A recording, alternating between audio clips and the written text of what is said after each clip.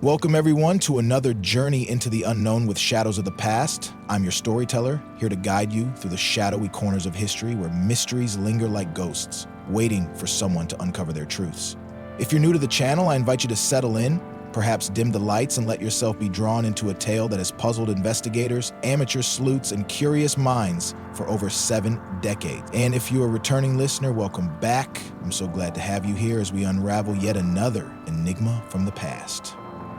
Before we dive in, I'd love for you to share a little moment with me. Drop a comment below and let me know where you're watching from. Are you curled up under a blanket in New York, sipping tea in London, or perhaps you're halfway across the world in Sydney, just a stone's throw from where today's story unfolds? I'd also love to hear your thoughts as we go along, so feel free to share your theories in the comments. And if you enjoy this journey, don't forget to hit that like button and subscribe to Shadows of the Past so you never miss a new mystery.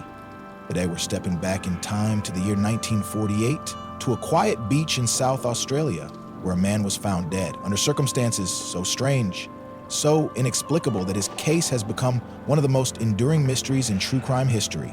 This is the story of the Somerton man, a man whose identity remained a secret for over 70 years, whose death defied explanation, and whose final message, if it was a message at all, has left us with more questions than answers. His story is a labyrinth of cryptic clues, hidden identities, and theories that range from the plausible to the fantastical.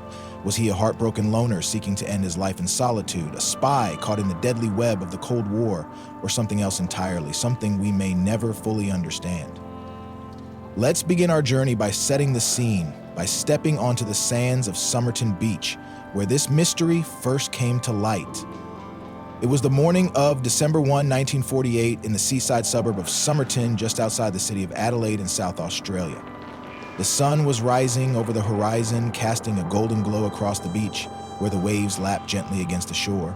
It was a peaceful scene, the kind of morning that might inspire a quiet walk along the sand, or a moment of reflection by the water's edge. But for the residents of Somerton that day, the tranquility was about to be shattered. A local man out for his morning stroll noticed something unusual near the seawall. A man dressed in a neat suit lying propped up against the wall as if he were simply resting. At first glance, the passerby thought the man might be asleep, perhaps someone who had stayed out too late and decided to take a nap by the sea. But as he drew closer, a sense of unease began to settle in. The man wasn't moving. His eyes were closed, his face pale, and there was an eerie stillness about him that suggested something far more sinister than sleep. The passerby called out to the man, but there was no response. He stepped closer, his heart beginning to race, and reached out to touch the man's shoulder. The body was cold, stiff, unmistakably lifeless. The man on the beach was dead.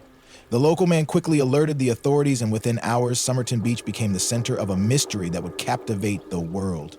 The police arrived swiftly, cordoning off the area as curious onlookers began to gather, whispering among themselves about the strange man in the suit. Who was he? What had happened to him, and why was he here, on this quiet stretch of beach, so far from the bustle of the city? The man was well-dressed, his attire suggesting a certain level of care and attention to his appearance. He wore a brown suit, a white shirt, a red and blue tie, and a pair of polished leather shoes. His hair was neatly combed, a light brown with a hint of gray at the temples, and he appeared to be in his early to mid-40s. He was clean-shaven, his nails trimmed, his overall demeanor that of someone who took pride in how he presented himself to the world. But despite his polished appearance, there was something unsettling about the scene. There were no signs of a struggle, no blood, no bruises, no torn clothing. A half-smoked cigarette lay on the ground beside him, as if he had been in the middle of a smoke when death came for him. But what had caused his death? And, more importantly, who was he?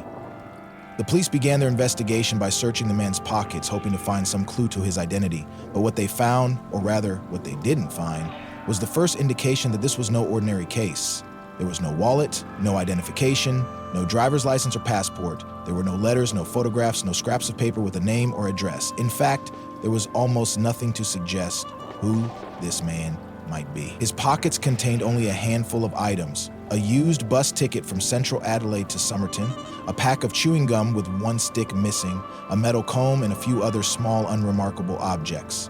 But there was one detail that immediately caught the attention of the investigators. Every single label on his clothing had been carefully removed. The tags on his suit, his shirt, even his tie, They had all been cut away, leaving no trace of where the clothes had come from or who might have owned them. It was as if the man had deliberately stripped away every marker of his identity before coming to this beach to die. The absence of labels wasn't the only strange detail. The man's shoes, though polished to a shine, were completely free of sand or dirt, which seemed impossible for someone who had walked across a beach to reach the seawall. It was as if he had been placed there, his body carefully arranged after death, or as if he had somehow arrived without ever setting foot on the sand. The investigators began to wonder if they were dealing with something more complex than a simple death, perhaps a murder or a suicide with a deeper story behind it. But without a name, without a history, they had little to go on. The man on Somerton Beach became a John Doe, an unknown figure whose death would soon spark one of the most perplexing investigations in Australian history.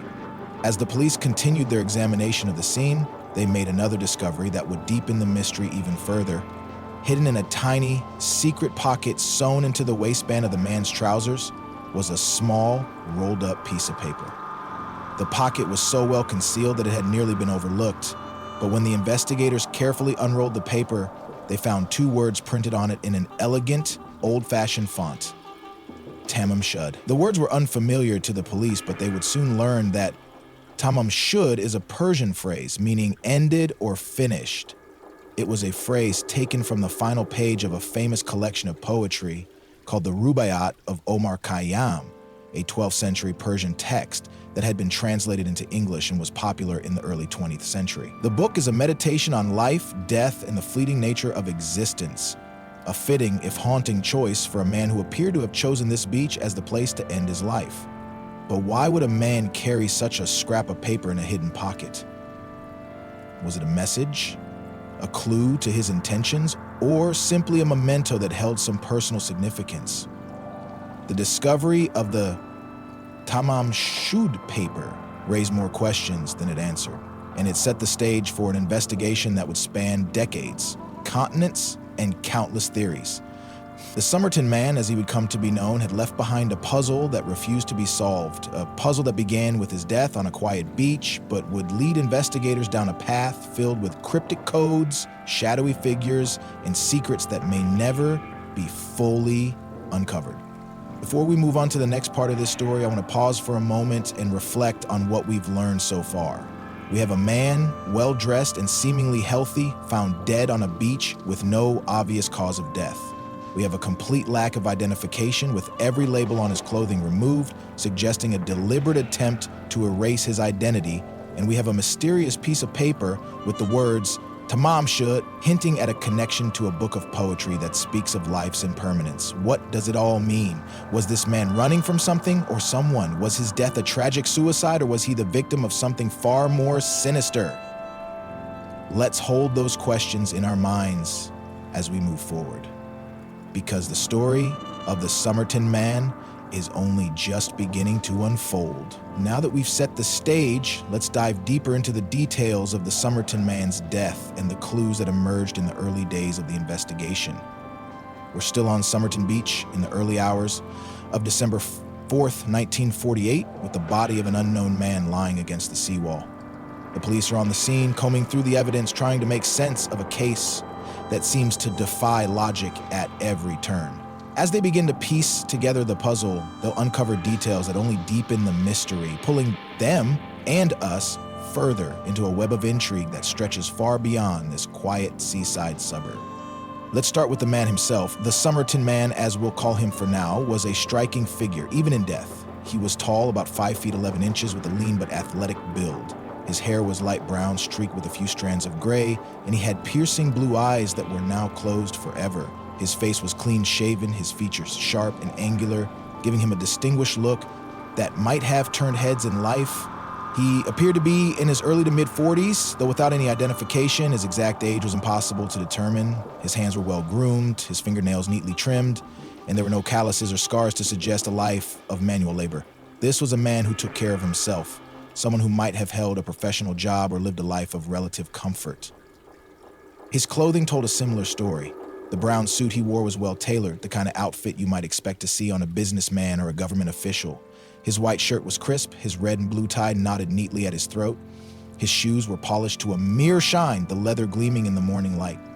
But as we mentioned earlier, every label on his clothing had been removed, a detail that struck the investigators as both deliberate and deeply suspicious. Why would someone go to such length to erase any trace of where their clothes had come from? Was he trying to hide his identity, or was someone else trying to hide it for him? The absence of labels wasn't just a practical choice, it felt symbolic, as if the man had stripped away his past, leaving behind nothing but the shell of who he had been. The items in his pockets offered little in the way of answers, but they did provide a few tantalizing clues. There was the bus ticket from central Adelaide to Somerton, suggesting that he had traveled to the beach that day, or perhaps the night before. The ticket was used, its edges slightly worn, as if it had been handled multiple times. There was also a pack of chewing gum with one stick missing and a metal cone, the kind a man might use to keep his hair neat on the go. A few other small items, a box of matches, a handkerchief, rounded out the contents of his pockets, but none of them bore a name, an address, or any identifying marks. It was as if the man had curated his possessions to reveal as little as possible about himself, leaving the investigators with nothing to work with. But there was one detail about the scene that stood out, a detail that would become a focal point of the investigation: the condition of the man's shoes. As we mentioned earlier, his shoes were spotless, free of sand or dirt, despite the fact that he was found on a beach. Somerton Beach, like any beach, was covered in fine sand that would cling to shoes with every step. Yet the Somerton man's shoes looked as if they had just been polished, with not a single grain of sand to be found. This raised an immediate question: how had he gotten to the seawall without walking across the beach? Had someone carried him there after death, carefully placing him against the wall to make it look as though he had died there naturally? Or had he arrived by some other means, perhaps dropped off by a car or a boat? His body staged to create a particular impression. The pristine condition of his shoes was a small detail, but it was the kind of detail that would haunt the investigators, a reminder that nothing about this case was as simple as it seemed. The police turned their attention to the cigarette found beside the body. It was a single cigarette, half smoked, its ember long since extinguished. It appeared to be a common brand, nothing unusual, but its presence raised more questions. Had the Somerton man been smoking just before he died?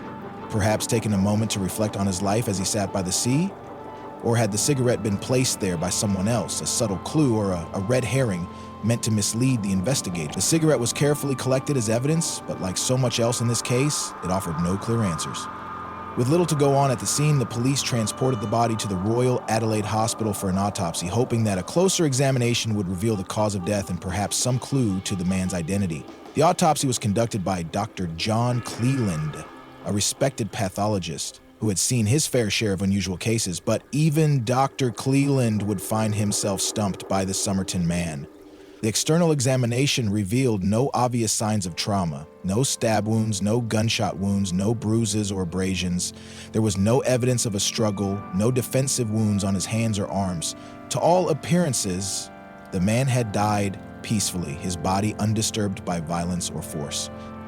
But the internal examination told a different story.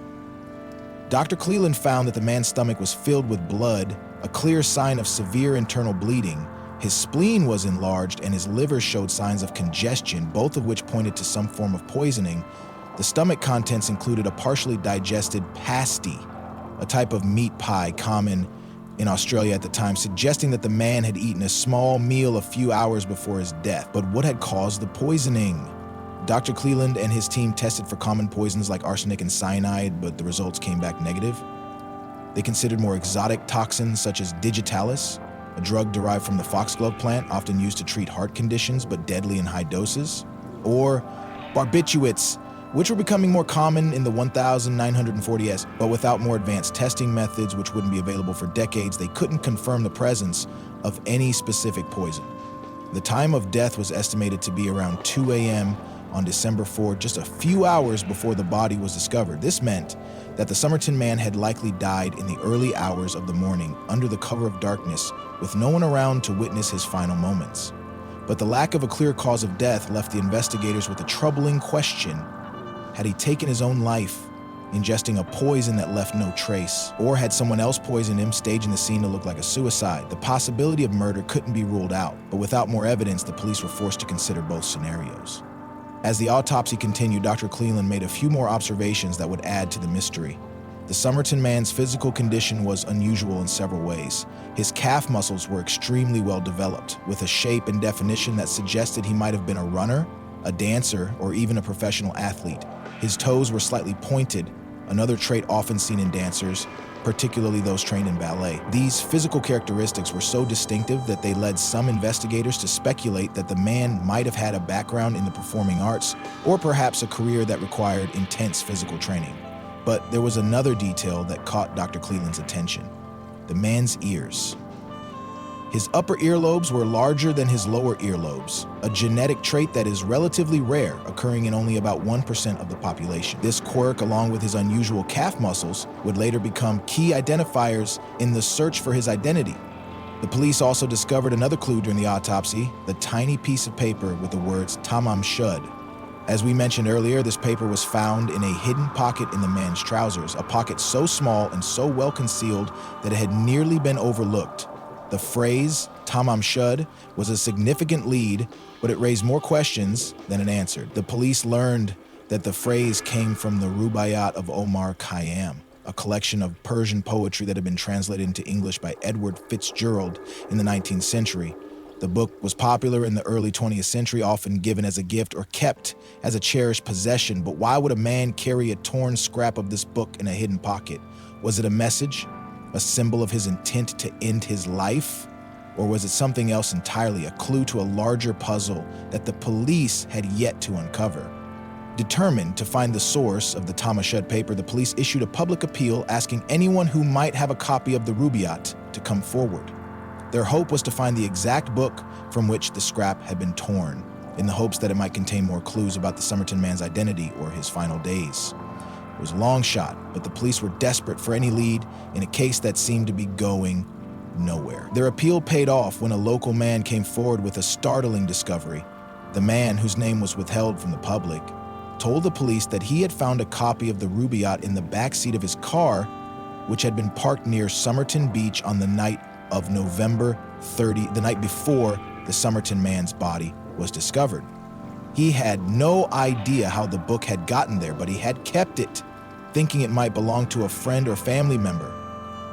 When the police examined the book, they found that it was indeed the source of the Tamam Shud paper. The final page had been torn out, and the scrap found in the Somerton man's pocket matched perfectly with the torn edge. But the book held another surprise, one that would take the investigation in an entirely new direction. Written on the inside back cover, in faint pencil, was a series of letters that appeared to be a code.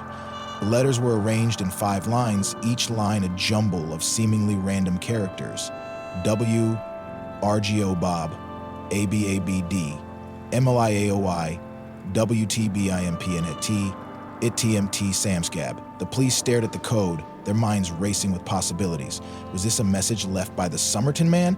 A cipher that held the key to his identity? Or was it something else entirely, a distraction meant to lead investigators down the wrong path?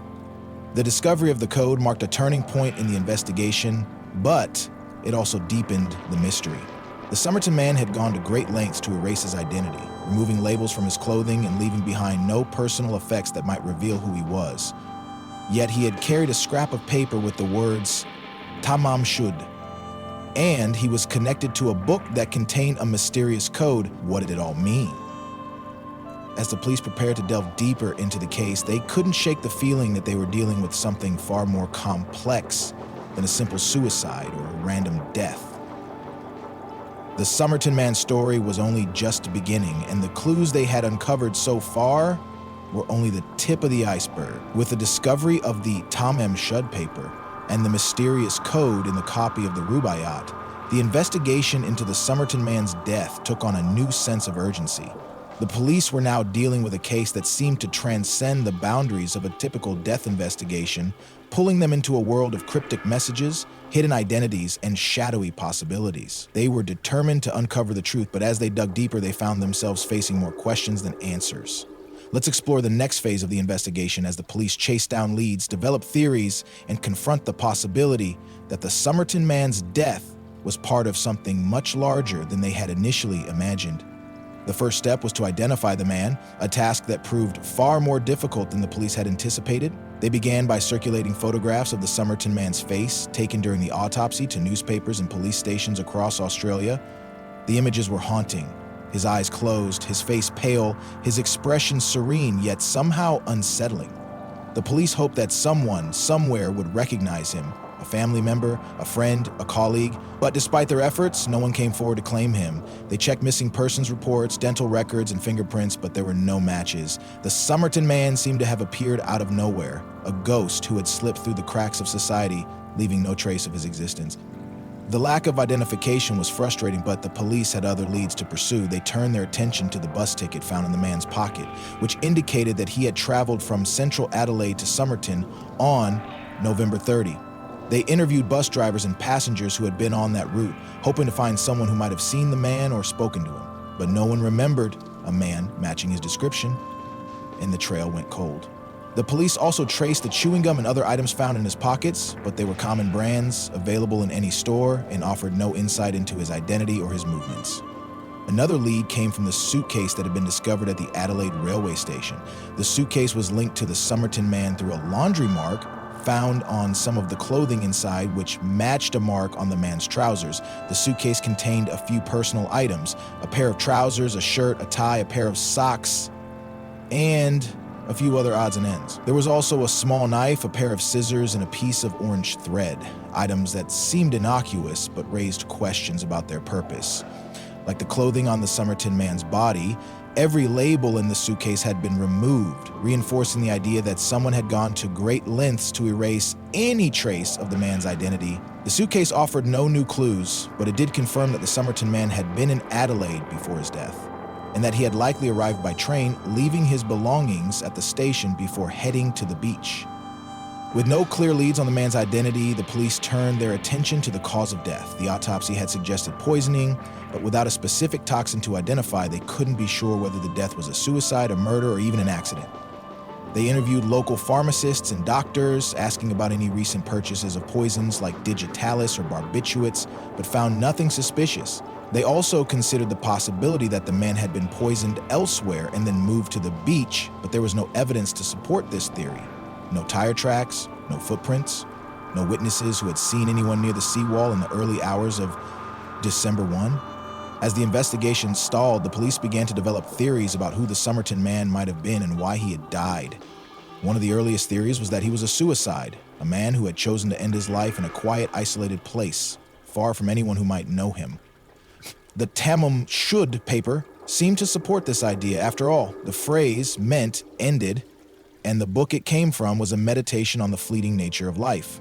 Perhaps the Somerton man had been struggling with personal demons, a failed relationship, or financial troubles, and had decided to take his own life, leaving behind a final message in the form of the torn scrap of paper. The removal of the labels on his clothing could be explained as a symbolic act, a way of erasing his identity as he prepared to leave the world behind.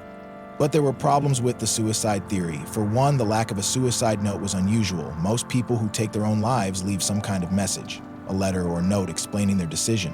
The Somerton man had left nothing of the sort, unless the Tamam Shud paper and the code were meant to serve that purpose. And then there was the issue of the poison. If he had poisoned himself, where had he obtained the toxin, and why choose a method that left no trace? A poison so obscure that even the best pathologists at the time couldn't identify it? The suicide theory didn't quite fit, and the police began to consider other possibilities. One of the most intriguing theories to emerge in the early days of the investigation was that the Somerton man was a spy. It was 1948, the early years of the Cold War, a time of heightened tension between the United States, the Soviet Union, and their allies. Australia, though far from the main battlegrounds of the Cold War, was a strategic location with military bases and research facilities that were of interest to both sides. Just a few miles from Somerton Beach was the Woomera Rocket Range, a top-secret facility where the Australian and British governments were testing missiles and other military technology. The idea that the Somerton man might have been a spy caught up in a deadly game of espionage was tantalizing. The spy theory was supported by several pieces of evidence. The removal of the labels on his clothing suggested a level of secrecy and caution that might be expected of a covert operative. The mysterious code in the copy of the Rubaiyat could be a cipher a message meant for a handler or a fellow agent. And the lack of identification, combined with the unusual circumstances of his death, pointed to the possibility that he had been targeted by an enemy, perhaps poisoned by a rival spy who wanted to silence him before he could complete his mission. The fact that some of his clothing appeared to be of American origin with stitching and fabric uncommon in Australia at the time added to the theory that he might have been a foreign agent, perhaps an American or a Soviet operative working in Australia under deep cover. The spy theory gained traction as the police began to investigate the code found in the book. They sent the code to military cryptographers, hoping that they could decipher it and reveal its meaning. But the experts were stumped. The code didn't match any known cipher used by intelligence agencies at the time, and despite their best efforts, they couldn't crack it. Some suggested that the code might be a one-time pad, a type of encryption that is virtually unbreakable without the key. Others thought it might be a personal code, something unique to the Somerton man and his associates. The inability to decipher the code only fueled speculation that the man had been involved in espionage and that his death was the result of a mission gone wrong. But the spy theory wasn't the only one on the table. Another possibility was that the Somerton man was a criminal on the run, someone who had committed a crime and fled to Adelaide to escape justice. The removal of the labels on his clothing could be explained as an attempt to avoid detection, and his death might have been a desperate act to avoid capture. But there were no reports of major crimes in the area that matched his description, and the lack of any criminal record or fingerprints made this theory difficult to substantiate. As the investigation continued, the police stumbled upon another lead that would add a new layer of intrigue to the case. In the copy of the Rubaiyat, written in faint pencil next to the code, was a phone number. The number belonged to a woman named Jessica Thompson, a former nurse who lived in Glenelg, a suburb just a few hundred meters from Somerton Beach. The police visited Thompson, hoping that she might have some connection to the Somerton man and could shed light on his identity or his final days. When they arrived at her home, Thompson was visibly nervous, her hands trembling as she answered their questions. She claimed that she didn't know the man, but when the police showed her a plaster cast of the Somerton man's face, created during the autopsy for identification purposes, she had a dramatic reaction. She turned pale, her knees buckled, and she nearly fainted, as if the sight of the man's face had triggered a powerful emotional response. Thompson's reaction raised immediate suspicions. Why would a woman who claimed not to know the man react so strongly to seeing his face? When pressed, Thompson admitted that she had once owned a copy of the Rubaiyat, which she had given to a man named Alfred Boxall, a soldier she had met during World War II. She suggested that the book found in the car might have been the same one and that Boxall might be the Somerton man. The police tracked down Boxall, who was still alive and living in Sydney. He confirmed that Thompson had given him a copy of the Rubaiyat, but he still had the book in his possession, and it was a different edition from the one linked to the Somerton man. Boxall was quickly ruled out as a suspect, but Thompson's connection to the case remained a mystery. Thompson's behavior during the interview was strange, to say the least. She seemed evasive, her answers vague and contradictory. She denied knowing the Somerton man, but her reactions suggested otherwise. The police began to suspect that she knew more than she was letting on, and that she might have been the last person to see the Somerton man alive. Some investigators even speculated that Thompson might have been involved in his death, perhaps as an accomplice to a murder or as someone who had unwittingly played a role in his demise. But without more evidence, they couldn't press her further, and Thompson remained a question mark in an already baffling case. As the weeks turned into months, the investigation into the Somerton man's death began to stall. The police had followed every lead, interviewed countless witnesses, and explored every theory, but they were no closer to identifying the man or determining how he had died.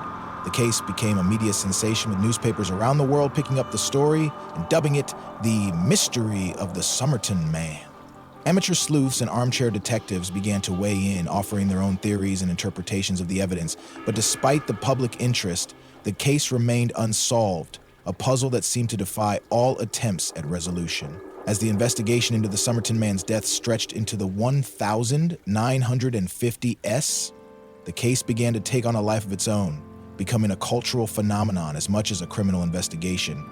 The mysterious code found in the copy of the Rubaiyat became the focal point of the case, a tantalizing clue that promised answers but delivered only more questions. The police, along with experts from around the world, dedicated countless hours to deciphering the code, while new developments in forensic science offered hope that the Somerton man's identity might finally be uncovered. Let's dive into this next chapter of the story as the mystery deepens and modern technology brings us closer to the truth. The code in the Rubaiyat was unlike anything the investigators had seen before. It consisted of 5 lines of letters written in faint pencil on the inside back cover of the book. WRGOABABD, MLIAOABAIQC, ITMTCMC Gab. At first glance, the letters appeared to be a random jumble with no discernible pattern or meaning, but the police knew that codes like this were often used by spies, criminals, or others who needed to communicate in secret, and they were determined to crack it. They enlisted the help of military cryptographers, mathematicians, and even amateur codebreakers, hoping that someone might be able to decipher the message and shed light on the Somerton man's identity or his final days. The cryptographers began by analyzing the code for patterns. They counted the frequency of each letter, looking for repetitions that might indicate a substitution cipher, where each letter in the code stands for a different letter in the alphabet.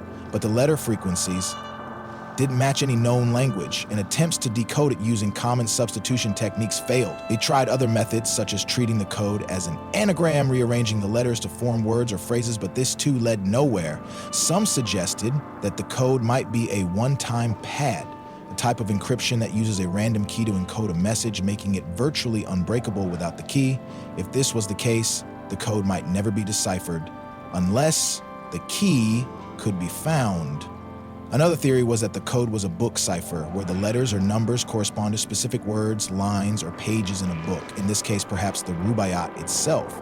The investigators tried using the copy of the Rubaiyat found in the car as the key, mapping the letters in the code to words or lines in the book, but the results were gibberish. They even considered the possibility that the code was written in a foreign language, perhaps Russian or German, given the Cold War context, but linguists who examined the code found no evidence to support this idea. As the years went by, the code remained a mystery, a stubborn puzzle that refused to yield its secrets. The failure to crack the code didn't deter the investigators, but it did shift their focus to other aspects of the case. They returned to the Tamam Shud paper, hoping that it might offer more clues about the Somerton man's state of mind or his intentions. The phrase Tamam Shud, meaning ended, seemed to suggest that the man had chosen to end his life, perhaps seeing the book as a fitting metaphor for his own existence. But the choice of the Rubaiyat was intriguing for another reason. The book was a collection of quatrains, or 4-line poems that often dealt with themes of mortality, fate, and the search for meaning in a transient world. Many of the poems were melancholic, even fatalistic, and it was easy to imagine the Somerton man finding solace in their words as he contemplated his own death. But the Rubaiyat connection also led to another lead, the book itself. The copy found in the car had been published by a small press in New Zealand, and the police were able to trace its origins to a bookstore in Adelaide. They interviewed the bookstore owner, hoping to find out who might have purchased the book, but the owner had no records of the sale, and the trail went cold. The book's presence in the car remained a mystery. Had the Somerton man left it there himself, or had someone else placed it there after his death? The car's owner, who had come forward with the book, claimed to have no knowledge of how it had ended up in his vehicle, and the police had no reason to doubt his story. But the book's connection to the Somerton man was undeniable, and it remained a key piece of evidence in the case. As the decades passed, the Somerton man's case faded from the public eye, but it never disappeared entirely. Amateur sleuths, true crime enthusiasts, and even professional investigators continued to pore over the details, searching for new angles and fresh perspectives. The case became a favorite topic on early internet forums, where users shared theories, analyzed the code, and debated the man's identity. Some believed he was a spy, his death the result of a Cold War assassination. Others thought he was a heartbroken lover, driven to suicide by a failed romance. Still others speculated that he was a time traveler, a far-fetched but oddly compelling idea that gained traction in some circles. It wasn't until the early 21st century that the case saw a major breakthrough thanks to advances in forensic science. In 2010, a team of researchers at the University of Adelaide, led by Professor Derek Abbott, began to re-examine the Somerton man's case using modern technology to tackle questions that had stumped investigators in the 1940s. One of their first steps was to extract DNA from the man's remains, which had been preserved in a formalin block after the original autopsy. The process was Delicate, DNA degrades over time, and the samples were over 60 years old, but the team was able to obtain a usable genetic profile. The DNA opened up new possibilities for identifying the Somerton man. The researchers used genetic genealogy, a technique that involves comparing an unknown DNA profile to public genealogy databases to find familial matches. This method had been used to solve other cold cases, most notably the Golden State Killer case in the United States, and it offered hope that the Somerton man's identity might finally be revealed. After years of painstaking work, the team announced a breakthrough in 2022. They had identified a potential match for the Somerton man. The man they identified was Carl Charles Webb, a 43-year-old electrical engineer from Melbourne. Webb had been born in 1905 and had lived a relatively quiet life, working as an engineer and later as an instrument maker. He was married, but his marriage had ended in divorce in 1947, after which he had disappeared from his family's life. His relatives, who were tracked down through the DNA match, confirmed that Webb had been a private man with a love for poetry and a quiet, introspective nature. He had no known criminal record, no ties to espionage, and no apparent reason to travel to Adelaide in 1948. But the DNA match was strong, and the researchers were confident that they had finally identified the Somerton man. The identification of Carl Webb as the Somerton man was a major milestone, but it didn't answer all the questions. Why had Webb traveled to Adelaide? How had he died? And what was the meaning of the code in the Rubaiyat? The researchers continued their work, hoping to find more answers.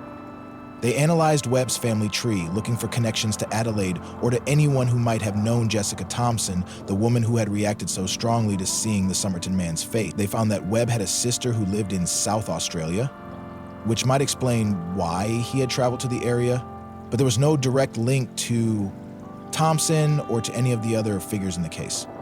The identification also raised new questions about the cause of death.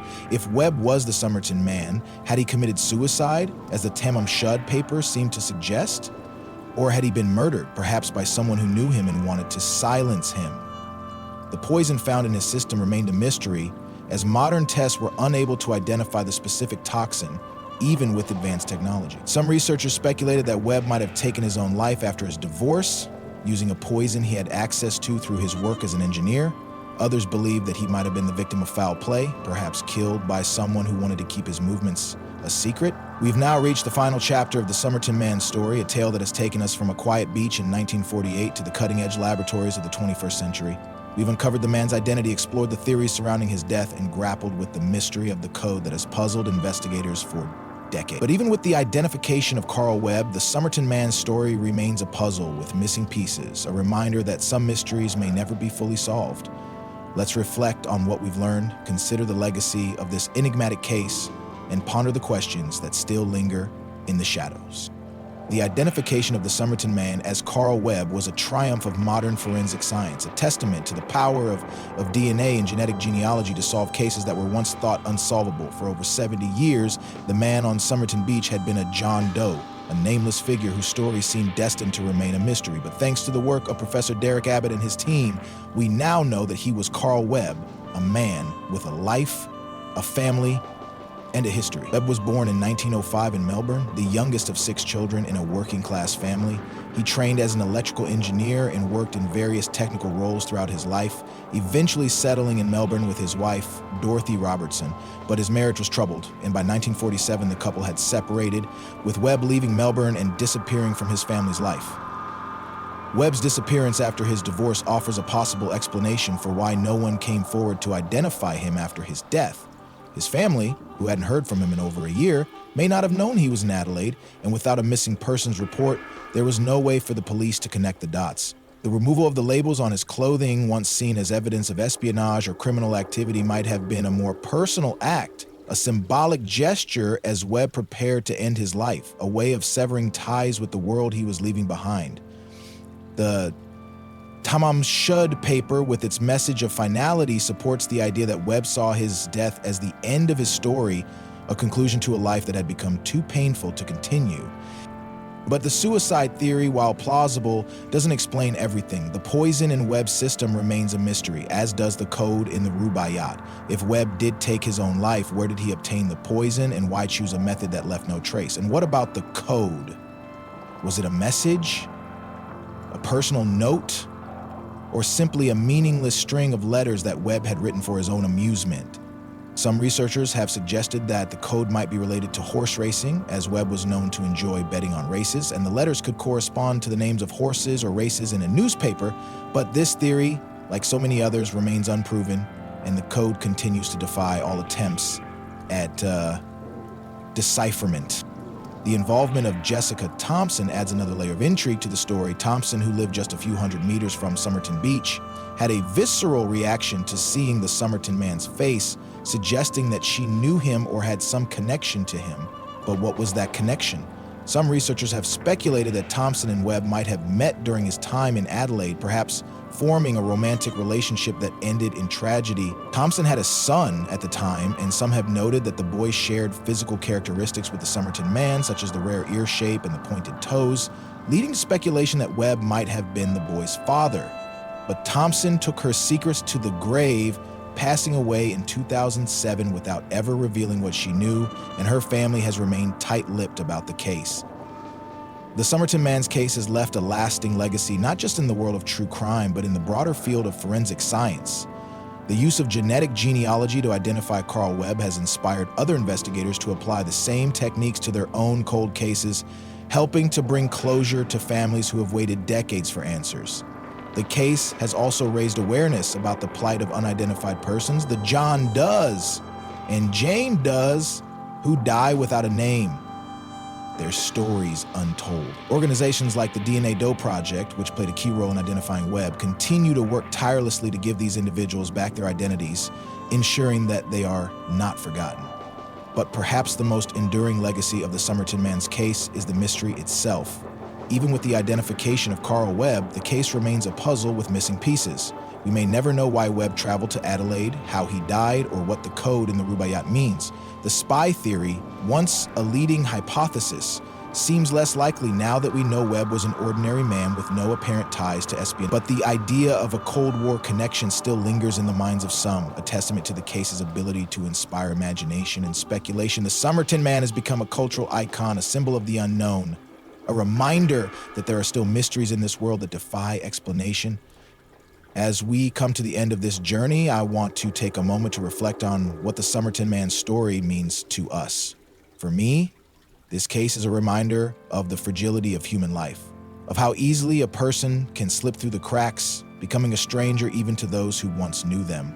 Carl Webb, if he was indeed the Somerton man, lived a life that was both ordinary and extraordinary, a life that ended in a way that captured the world's attention. His story is a tragedy, but it's also a testament to the power of curiosity, of the human desire to seek answers, even when the odds seem insurmountable. I'll leave you with a final thought. What do you think happened to the Somerton man? Was Carl Webb a man driven to suicide by personal despair, or was he the victim of something more sinister? What does the code in the Rubaiyat mean, and will we ever decipher it? I'd love to hear your thoughts in the comments below. Share your theories, your ideas, your reflections on this incredible case. And if you've enjoyed this deep dive into the shadows of the past, please take a moment to like this video and subscribe to Shadows of the Past for more mysteries, more stories, and more journeys into the unknown. Thank you for joining me on this journey. Until we meet again, keep searching for the truth, keep asking questions, and let the shadows of the past guide you to new discoveries. Stay safe, stay curious, and I'll see you in the next mystery.